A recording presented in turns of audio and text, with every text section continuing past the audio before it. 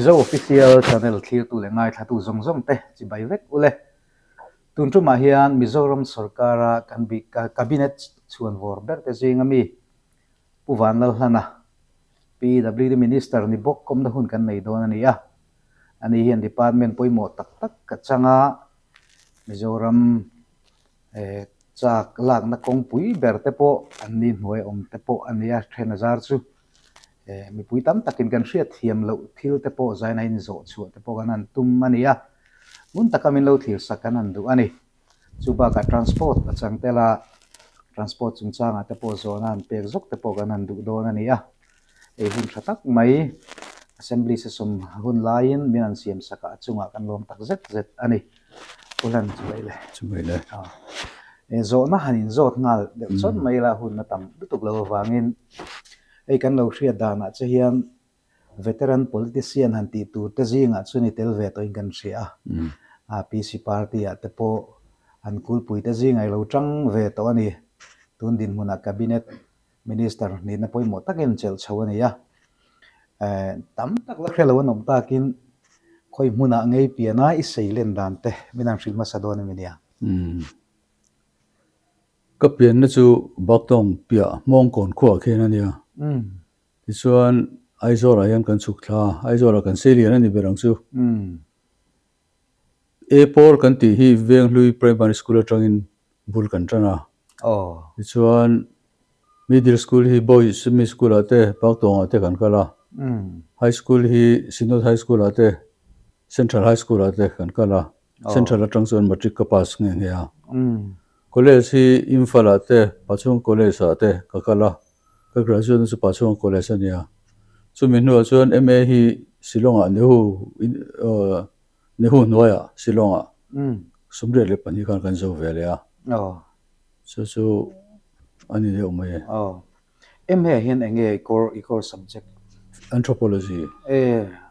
ni tak chu ani chuan politics lu chil ma hian chu ni na sang tak zirna ma po postgraduate lai lo zir zo wan lo ni a an han tho zoi te college vela te ni manem relo te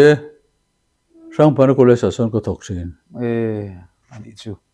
chuan sang ban college tho lai chuan politics lu chil tam mai ti nai mi MA kan pass tir hianin kan chen khaten PC party ka kan zoma ti chuan chumi nu de loka chuanin part time lecturer in sang ban college ason ka thowa sanga za ko samriat pasari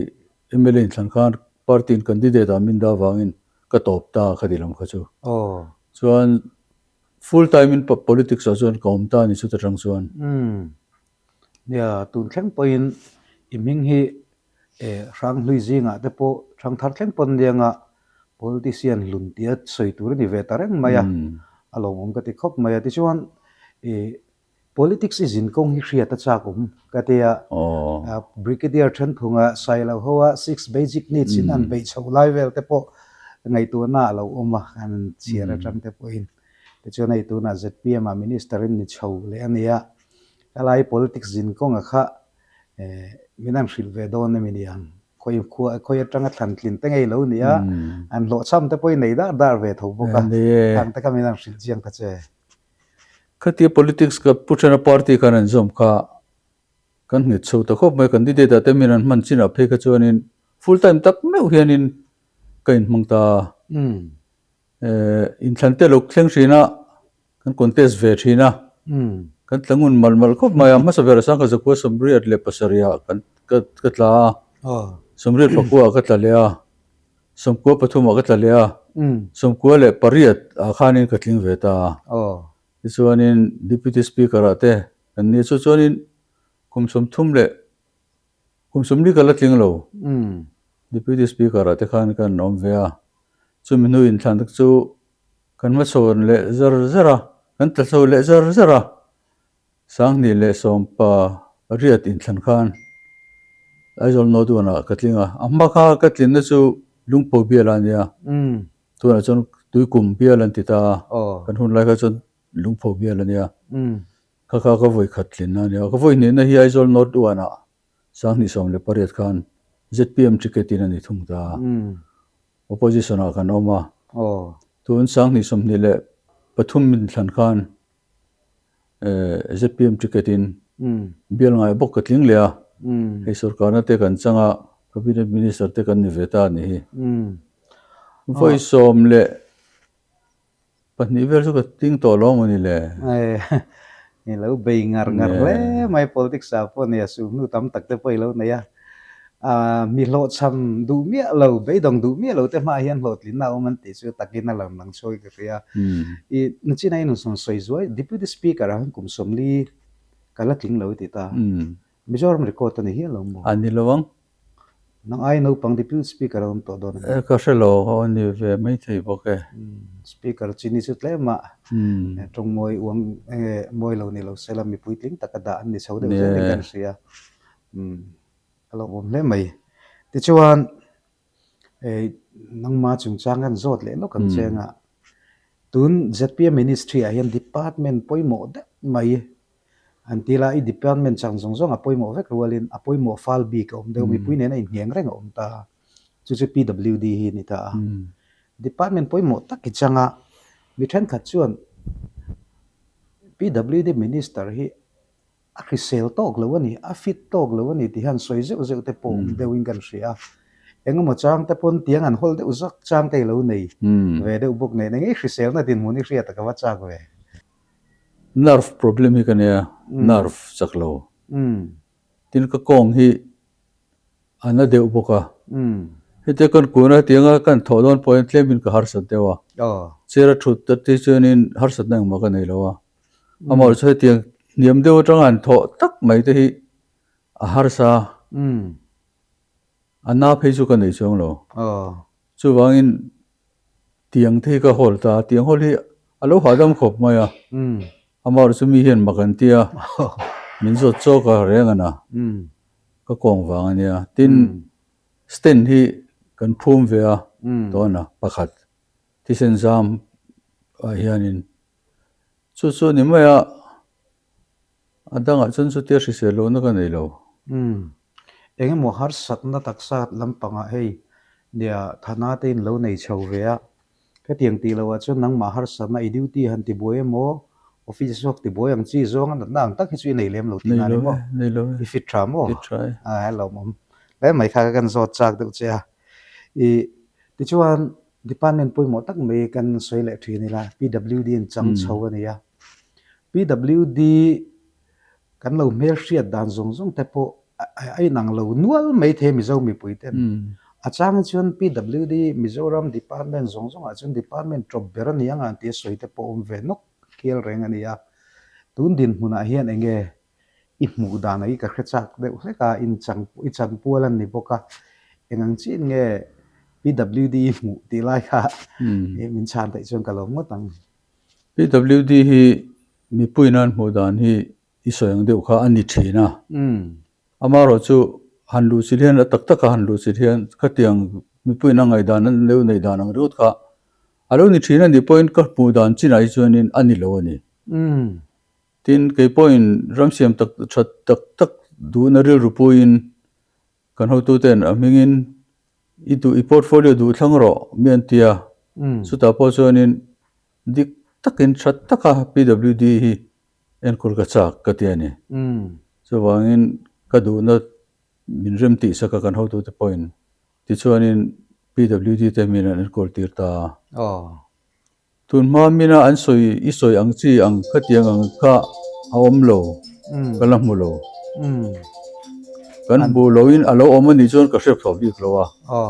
amar zo khatiang ang kha tlang ina an mudan le an soi dan ang chi ei ruk na le poisa tam na tiang kha chu poisa te chu tam ani mai thei mason na turan na thok tu ania amor chu khatiang hlem let na khurang ji jang tam takin an ngai chu ani lo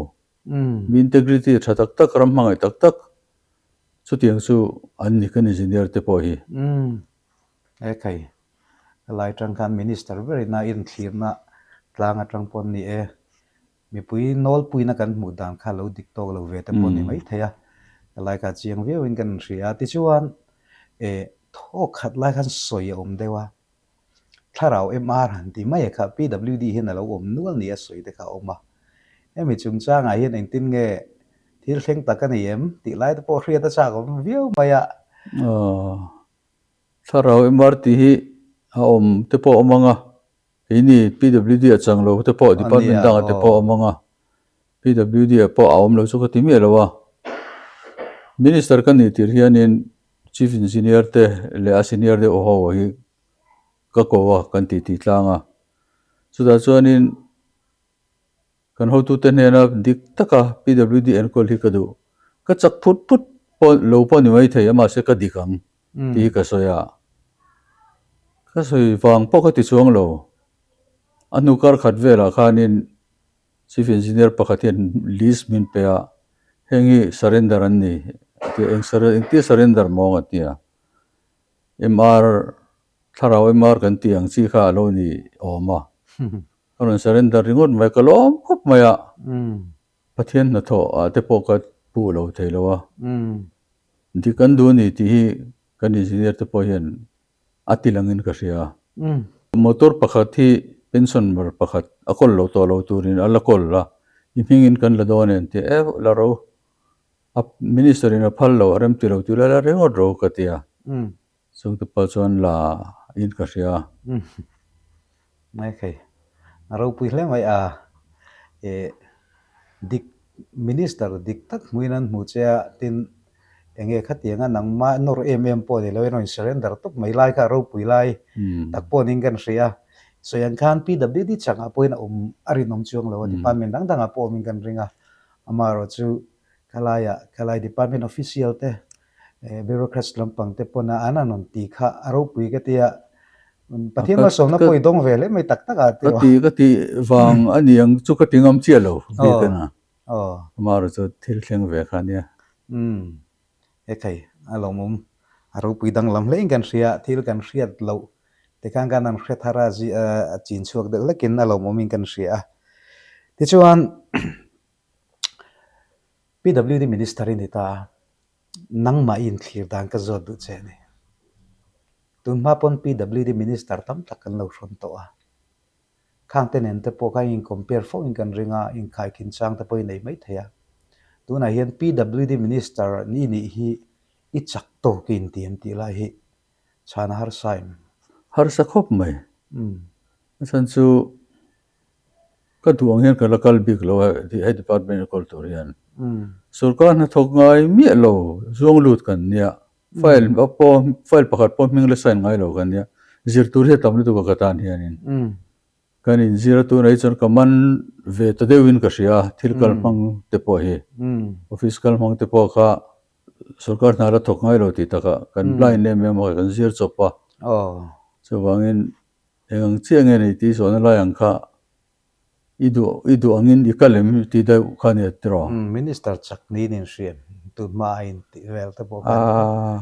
kan thei tok chu kan chua mi na ngai dan siam tur ani anga chu ani khop mai tro ka muna te so lai bom kon kong siam te point en pui kha ne ya tam taka jon fakin lo a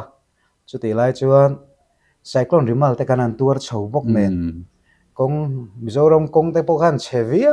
maya aizol ko pui kong te po opposition MNF lampang te pon natlang mup khan ya manin seng sowin ka tianga khan pressure tam takidong ve bokin karinga kalai khan soizui lok ka du chu cyclone rimal tur khan nang ma har satna in department chan le nang ma bi ka har satna sim ve chawel siap te reng mai cyclone rimal kha chu atur ber kan ni karin ke ni department hi major slide tan tiang leimin lian chi kong no muk mai chi anga kha mun janga somsari paruk vela hena mani minor slide kan tiang te nau de o phei ka chu tam le zola cyclone rimal awanga kong ping hi levu hi kan la pai zo lo ni furlai nga ngania kha tiang khan nia kong hi ping vek kringot mai at mi pui an che thei si lawa mi pui che rantir tur chonin pai kha ngai ta bulldozer tele JCB te kha kan hairan sa kong bal kong chim kong livung ina no lungpui na no kha tiang kha ka soyang kan major slide han ti bo kha janga samsari paruk vel kha oma kan torna zong zong avalu hi crore samsari le pani angvel adamei se hin kan ria ani tak chu turu hle maya turu le tu kan set pui le tu cyclone re mal chu aizolom ta chuna chiang le zuling ka ria an min tak tak phei ka chu aizol ko pui motor ki atlem khop maya veiwa pokhan nuam hial renga traffic jam soi tham kha tlat lo ni khong lai kan torna sadan chu line ka ria ei tun thleng mun sang sang ta kan an zin zo zowa kong labal de hem gom te poi tura lo ma motor kal tlang thei trok kan siam kan kal san tak mai hela tawani he tiang i ma chho zen en tume report in dong kim tong atro compensation te poi kan an dila amar chu crore somsari vel somsari chung somsari pathum somsari pali vel huachir line somni vel mo hi kan muria chu bo chu department dang ten kan lein semle ta lai lo theilowa how tak don hle maya soyan khan ngai tu ngai tu phak chi lo kha natural calamities alo theng miau sia alai khan sum tam tak chu kalral don ti kha lang rek maya voi le khatan ti thut te po har mai thaya amaro chu malak zelin tuma thei to pin chang zel ni ti gen soya khan thamun thak ka ti ya tiang tu po khan kan du sang na kan lan chu chak takin wan la zel te ti kha epon kan ngen ve du cheu ani ti chuan hei tun lai sui lar em thok khat laia kai hnial na mi pui tam takin hnial na te po ti la kan soi sualin ka ring lawa tuna NHIDCL in National Highway te pon la chho tran na nia abikin aizol tu vaireng te in kar kong in khai dia dana hi hria ta chakom ka hria in mu po in pu mo na na sa em maya kong ani to chuan mi tam takina kan hria dan chuan PWD chane mo hi kan ti deuh vek ani khula hen ka lo hria dana dikem ti lai ka hre chak de ule ka NHIDCL en chu ti lai chin chu an la a sarkarin rol hlei thei mi alawin athen sat guru te pon an lo la a athen PWD ro ta ni tiang kha tiang te khan in then kha om de nualin ka hria hemi kong om zia de hi kan channel thir tu te po mi pui tamzo kan hriat thiam theina turin khoilai chin nge PWD in lo chana ti lai te po hriat a cha kom kan hria abikin kham rang lampang khung lai vel kan har sana tam tak lai te kon pui lai ang chi te po khu hriat a cha kom mani te po kan zukala kong che tak tak te po lo la oma kalai ka min hril fia thei de min chan pul ho NHIDCL hioma National Highway Infrastructure Development Company Limited nia chu central sarkar in a company public sector adina nia Mizoram hian kawngpui sial tu aronita abikin vareng tele sairang kar he kawngpui he highway hi NHIDCL ina alak turania alak pola amor chu alak bang hi aomani alak bang chu bil kho thira tanga scholarship le konpui atanga khamrang hi ala velo ni alak velo ni chan chu Mizoram sarkar hian chu kong siam tur chuan contractor ki alo roi lakloa nakal lai ne wangin ala lo ni ti chuan adang jong chu ala veka NHIDCL hian a cheta thata mon phurani mase anlak velo chu kong pani package pani bil kho thira tanga scholarship le konpui atanga khamrang chu Mizoram sarkar rin ain kola contractor sat guru hianin an kola ni thungana ti chuan sat guru chuanin anti thar lowa wangin defect liability period anoma anna an chunjom thar lowa wangin Mizoram sarkar chuanin an contract ti top ta an security deposit khan chan thung ta ni khati lai khanin rei ta khain kol lowin kung hi oma chu sadguru a top tak se wangin Mizoram sarkarin ain kol chholo theita lowa rualo sura konga chia a chetol tola tichon mi pui har sadna motor te tlutop khopina omta khatian ni chaw kha chonin Mizoram sarkarin ain kol lo theita lowa kanen kol ta ni nikum October nge tiga mokhanin meeting te po masu ta chuan la thui turin NHIDCL kho kha anin tiama ni sani aral ho kan lang ting en sting wel January kha due date ka nia ma sengin an la talawa an lak tak ro chuan en kol tu am don lo konga chesia Mizoram sarkar khan mo phur ta view Miami pui khanin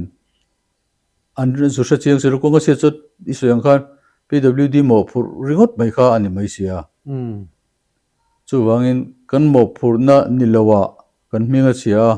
amar se Mizoram mi puiten an har sat tak tak na an ma chon chuan Mizoram sarkar achelo theilawa tikhan puisani lo chungchungin kan cheta ani i van duai nge ni va le na tipo ti thei ngan ria contractor in tha da lo ni sela chu Mizoram sarkar che ngai mi lo turania tu na po in che na kha Mizoram state budget pon lama tangin ani to bela budget a umin ka ring si lo alai suman po khom vel po hau tak tham tling don ngan ria amar su ti lo ta chi ula chu an ti thei si lo in nor kal nei thei to big si lo lai ka boi thak view don ti na ka truck owner association te driver association te khanin nora khan mian voreng mai boxia ani le khulai big te khu tu na yen ma son na mel thar don em ti lai ka ria da wa chak ve don ne problem lian bera kha chu wareng te tanga sairang hi 4 lane turania 4 lane siam turania alai te contractor tu te po NHIDCL hian an thlang vek to tin an thlang chang ni loin khol te pon ron in bun chho vek to amaro chu forest clearance om lo wangin an tran thei lo ani ta na ti chuan chu 4 lane chu alo chhowanga sairang thlengin na tran thei ania amaro chu forest clearance awang chuan an tran lo mai ani chawana thui tak lo la ka metal te siama paka taka siam kha 4 lane lo chho hianin ti chet leve khangai don boxia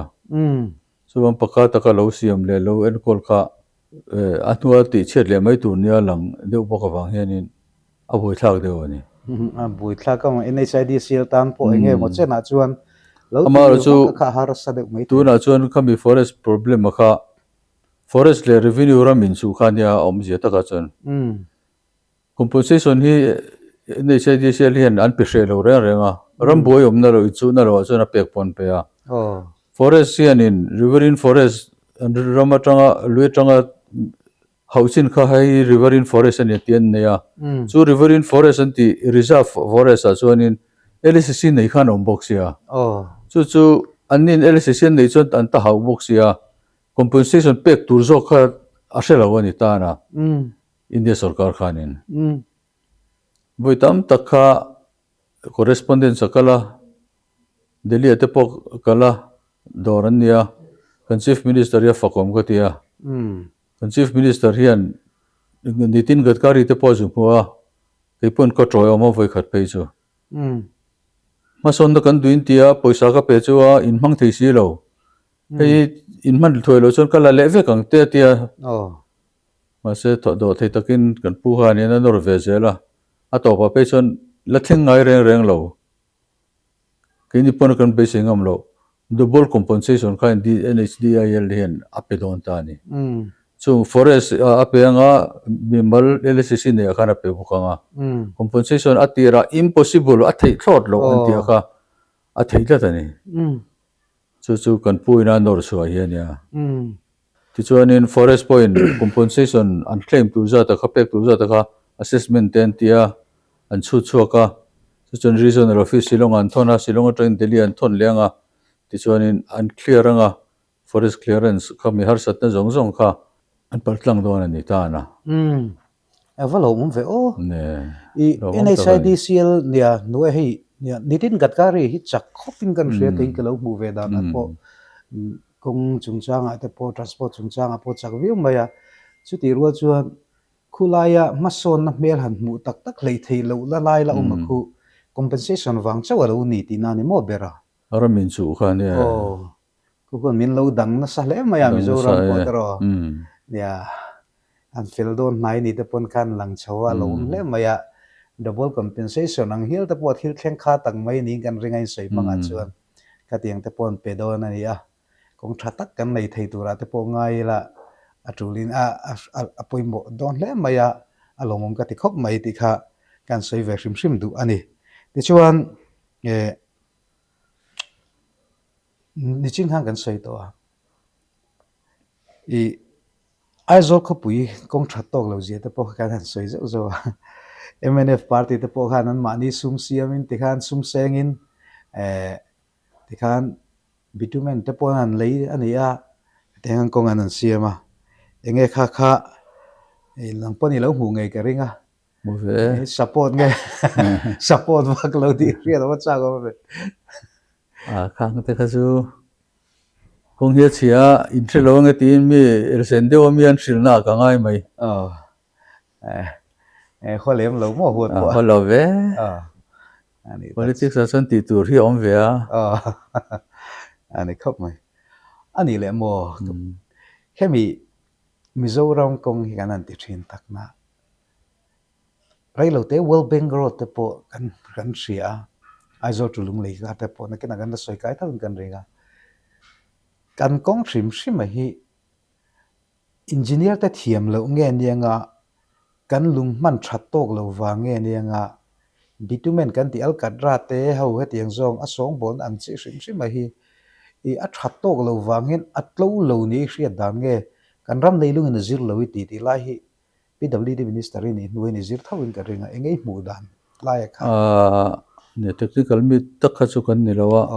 amar jo sai ni soi kha chu ani thei vek me kong cher chani chu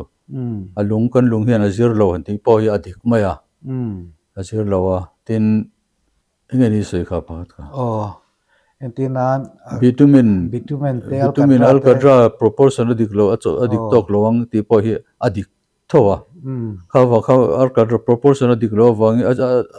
lo wangin kong kha atlo lo thei boka tin nong a foundation thatlo wang hianin a che thei boka tin motor hi tunma motor kha ang to lo allo thi sang em maya kong ina zolo hi thilom thei boka nia kong chi sang sang kha aom theya a che chana hianin adik ber kha a hriat thei chong lo dik fek maya thawana amaro chu aizol lunglei thenzol kaltlanga ATL road ti hi ansoya adik thawang chamo aizol atang thenzol hi a thai mema thenzol atang lunglei hi a chiani ti hi ni dewa soida chonin ka kal veze ka kal veze chuan a chelai chu oma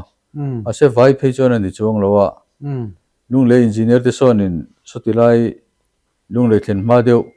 akong chia te chaw ana neng lowa nge ni cement a kong siam a hnong lai kha chuan an recommend khop mai ti chuan sei tu tam tak omin kan ringa ZPM kum khat chuang error inan sarkar ve ta ania so en khan cyclone rimal te in tur chho mal boka department point havi wang ti arin theya Mizoram ta na in mat chhop hi hria ta cha kum ta in kan hria mun tam taka chung kong la thalo fe te po ala chowa tin then khata chuan PMGSY upgradation ang chi te po malak meng na te po ni te pon kalo hri thawa ke point hemi chungchang a hian in malak tungdan enge ma chhopin nei ti lai kha khongai ta ke mian hril theyangem ma chhop nai vai deu tangin soi tai lamo aizol hi mizo te tan chon kan Jerusalem ania ngai tona chon aizol kong hi a thatur ani kan ti ani so wangin aizol kong hi siam that vek kan tuma paver mi aurora in a thau chi hi akal thena chi nai chon in black topping hi ti that vek kan tum resurfacing kan ti chu BC bituminous concrete chu tianga siam chu kan tum ani aizol ko pui chung zong tin aizol tru lunglei ATL road ti hi chu tiang chon kong thara anga siam vek kan tum boka chu chu kan ma chop pakhat chu ma sa deuh chu ni ta ni March thla chung hianin an than theiang karing aizo ni ma sa don ti nami ma a rol pona theiang chu contractor thok tu te poi kan near mark deuh ti to an contractor pakhat pe chuanin silchar lung mana tum ani mo silchar lung kha chang thadeu angai ni Mizoram lung te ain railway ho hianin jarkana mi ten ron phur chowa rail ko ngai te in an mangen tiamo aizo la te poi hian han man ve chin te po a thang chu tu na mani lo po kan lo huwa azol west tree uzama bial te po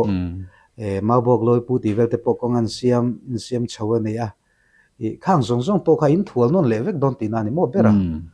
ani chuan sum sen po turu view don in alanga entin nge kha mani lo ka kan huwa bong konsola in siam te po nang pon amun nge en pu ye ne ya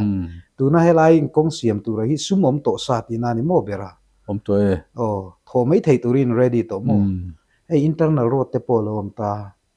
heng zong hi ma vekin tum ti na mo tume pe vertical theina china chuan pe vertical thei lo ta se pe vertical thei lo kha chu thela norte ngai dona chin nge kan cover theng ti kha a hriat che lo in pe ver hi lian verio in kan ria tin siam atlam po nu view ma ka lo ve em thin pakhat chu ka phun ve thin ani ruk tak chuan adum ve de usura abi bo em lai te hi mu khrom ka lo tia maro sei pe ver thatak te nei to helai leveling point uluk tura kan ngai de ulukang engtinge nang man en pui tu mem le tume a quality te hi a thaim a temperature a dikem thickness a dikem a zawzong a dikem ti tep nen kan fe chok thinang chu awa thado ne mo in the pon ko varte po cha um ngai la ya ko pui chu in bi tak tak chu kong hi thatur ani kan ti ani tladana ani tak chu aizo tu lung lei te po siam in tu mani ya mai taka ram thleng le don ni ya ti chuan Mizoram kong bi ka hi kong che tam takala ve thawa emi hi malak chhoje len tu mem emi in sarkar chung hian kan ti te ang kum hei tu na kum khat an pel chho to a thei chin hi malak chhoje len tu mem tume PWD na hai chu kawngpui siam le thata ka en kol hi nia tin lei engmo za to ma chung te chu siama thata ka en kol tin sarkar in building zong hi PWD asak tu po maintenance ti repair boka kha PWD na chu ni maya Departmental an office tur tele kudam tur tele engem mo build sakna tur poisa central ten dila anon pe ana asakna kha chu PWD na nia PWD a poisa nen ron chunga PWD chon architect te ne ya engineer te ne ya khan plan an siama lem ten siama road engem mo za tiang ten chut ve ka tian estimate ro chuka chon ko PWD contractor register contractor an neya chungchuan an sa viran peya ti chuan department a chuan PWD chuan ready made in a peta hlan le ta thina ka in sakle kong level kha PWD na berania chu wangin kha chu kan chun jom zelang nia mitong tam lo taka soi hi ni ve ma ro chu thilan soi toi chu taka te lo tin tum tlan mi ni ti de ponan soya adik lo chu kan en chau ze la ha te ro hei tu na te po in ma chop langsar ma sa jinga chuan aizol kho pui kong tha theyang beran siam de lung leile aizol inkar an thom that na te point an thok don ni a nga hlelom hle to maya hi rai taka dai te porin theira tin ne state pon lung te pon man te po cha ko ve te po galo te kai poin lung nga hian engai ti dong thin mo chu nga tinge lung tha kan man lo kan lak lu mai lo ti hi ka tong ke po adik rang mai ka soi ka zo po ni lo in contractor chuanin amaron soi chuania Mizoram lung kan man kan tum lo lung tha phai mi charami kan lang ati maya avat thado ve ka te ka lo ngei tu ka lo lom ani mia ti phurang renga chung te mai te chuan ni an chin te po chak om khop mai engang chin nge lo tlawa lung hi lo ni tak tak em ti te po hria te chak om viu mai I ka thil vei pakhat kan zot le no khun chenga east west corridor kong hi kan nei thatok lo viu in ka hria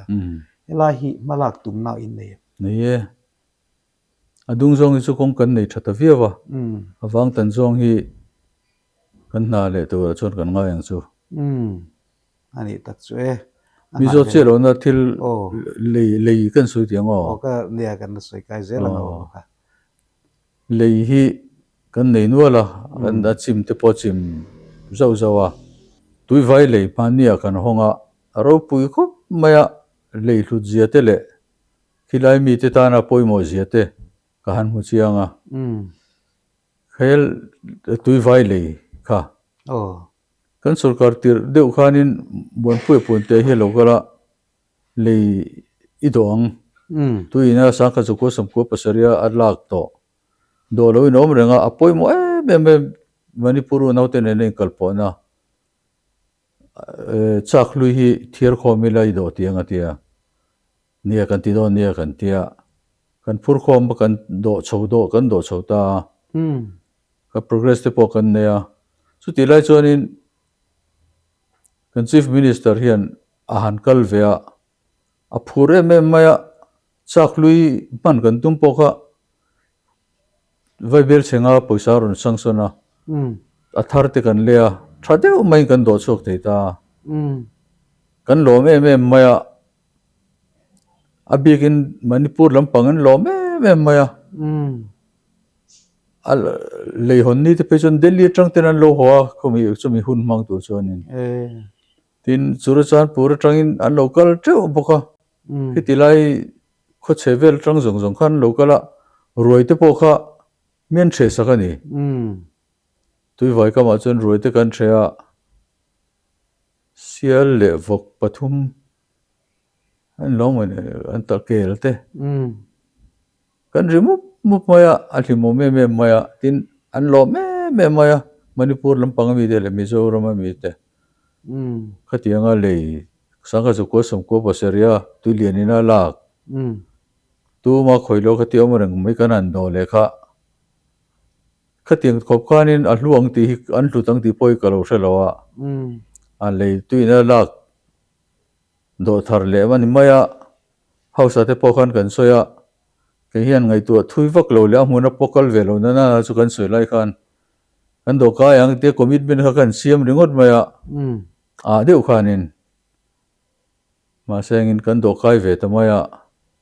khilai chonen kan khipui ve khop mai chief minister ho khan honga nuam ve khop mai tin tui pui ferry sok do kan do buk do na chimla ma son ani tak chu lei doi thil hau tak mai lo ne ka zo thawang che ka te tui vai chungchang bi ka ma poila na sa antia an soina sa khop maya tin adok chung te poilo rei thin tla puya tu na po hian ni sum se na lo tamawang hian tlong le kan do te po khu huna duwa kan arei lo theilowa kan anti sual dewa kan delay ta zoka dewana amaro chu kan dot le don ta ye alo mom chuan unity bridge in ti ta ro tu vai le mi kha ming te point fu anal ve mai unity bridge an ti ngat mai ka ro pui dang lam ve mai ni am kan lo mu kan lo ri youtube lam ma te po kan lo mu PWD big khachu kha kan du tok lo kanga transport minister in ya zo du che kan ya issue lian pui mai ani dona chu ei tu line two wheeler taxi sarkar ma sa te ran lo pe a MNF Congress Ministry a pe ka lo nia MNF in chun zoma tuna ZPM sarkar ve chhota ne ya two wheeler taxi permit pek tum nai omem ti lai mitam takriat cha kan ya menan minfil thei chuan alo ngotang mitam tang riat cha kan yang mitam takina minzo ani ni tin hianin pathum pali hi chonin minzo tin ka ria nè two wheeler taxi hi mian deal an tam khopa amaro chu kan chief minister hianin kan mamoi tam kan nei ni hi chu zirchian deuh ngai ni chu mi ma chuanin I pelo phut tiang hatia chu wang tu mai kan la pelo top mai ni kan pelo tang pe chu kan tilowa han zir chiang ila mi puinan mamo dan te kan tia kan zir vel mek chuan yang chu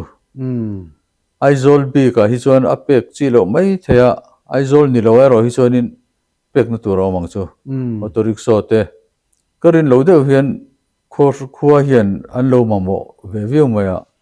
thingsaya pakhata lokala thingsaya tangin two wheeler taxi ron dila e thingsaya te chuanin chutinin mamo donem ni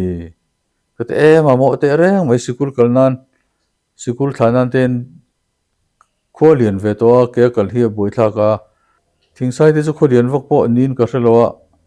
an lo mamo ve der mai kharo ni chutianga po chon thingsai nan mamo chuanin kho mamo tur khan tam hian ka hria auto rickshaw teng te po hi khung sai phai sai pum teng te khonin asam ta hian ron kala heta phai sen lama te po asam registration hi an ron tlanin stana te po khonan ding ve maya mizu ta hi om si lo an momo te ve thu te po bin ron thira scooter auto rickshaw ang teng te po chu chu wangin kan pichau veng chu amar chu izo tak two wheeler taxi tak hi chu kan din phun chu tiang chu la ni dewani langai chang de ria zir chian phota atul dana zir te pon pek te pon la pechuak yeah tu ra te po ngai thei dewa e aron na chu om ve de ani mo om te reng mai ani tak chu ne mi tam takin nga le la ne in permit pe khuna chon min lo shereng ro tia application da lui hi an pai mai chi si ro kan kol chu mai to na zatel hi ani tak chu khai ni kan in ti mu choga lo ol sam box ya ko pui ko lo chep to bok nen alai kha ni tam tak ma mo te polo ni ve ngai kan ringa lo mong khom mai eng po ni sela soi tu transport an tam tak ka nei thawa ni bala khe sa wanga taxi ya panik baton an mo chungchang velte eng te po soi cha ko mo chu kan kha chu ko zo to lo meng chenga ka zo du le pakhat cha chu aizo city bus chungchang bi khi ania ei registration an en po in registration lui tak tak to te o matin an nunga han plan po hreom khopa lo hal khu kara kan om mati mai tur khopa khudum ngen ngun te poi kan hu fo maya heng ho hi an permit hi kan sel tum nei in nei in en fiat to em sarkar hian ti la ya kha kan sel ringot thayani bik lawa pollution test hi om thina pollution test sa an tlin chuanin chutia ti top ngot thayani bik lo pasan ne a valid box on mo pollution ate pon true ni chuanin ati ngot thayran true lo chuanin a thei maya kha aku khu deuh lui pon ni sangin pollution test kan paltang chuanin a valid ve ni tlatani tin nakina phei chuanin testing machine an bun dona chu chuan fitness hi chu a penga enga po khanin a paltang ve khanga enga chu limena sonin limen kan mona sonin kan bunanga ta chuanin an tesanga kholina tesanga chu ta tling lo chu an tla ve meng chu ni etero ro man ram sang te po sarkar na nei chhozel tura te po ngai la a thai gan sia enge kanin kom na tang khan han soi zui du big riau lai mizo mi pui te hna po ngen na ang chi te po in nei du kan ringa tin khalai khain thlung hau lawin in soi do na minia thil pakhat te kan soyanga kong hi ram changkang lo te na nia tin sarkarin kong asiama anei tu chumi pui kan nei ti hi kan hriat ka duwa kong tlo lo chungchang ate po mi pui hian mo phur taila an soi thina ta han te barama kawngpui ana om reng in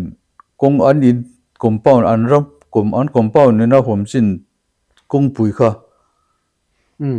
a chhele thata kawngpui ten mon phur an in zone kawng kha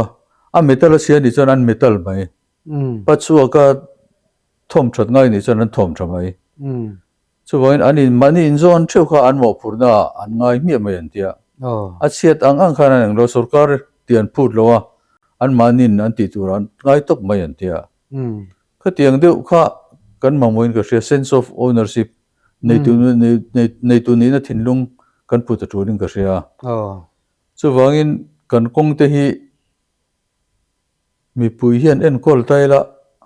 society ne mo awai me ang te point wai me ang te phei chu pol lian ro ni member ten tama an khochin ram khothenom